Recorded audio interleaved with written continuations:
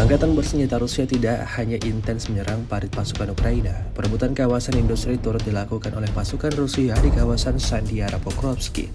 Rekamannya ramai beredar di media sosial Telegram Sabtu 25 Januari 2025. Disinilah satu-satunya tambang batu bara kokas di Ukraina berada.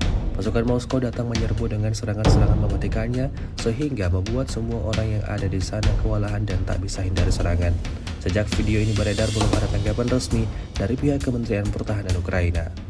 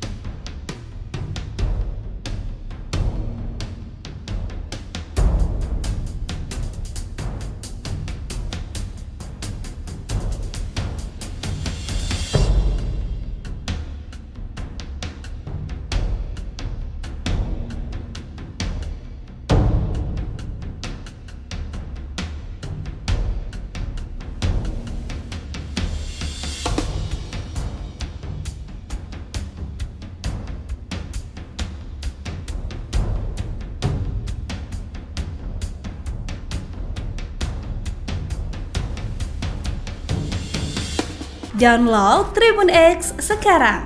Menghadirkan lokal menjadi Indonesia.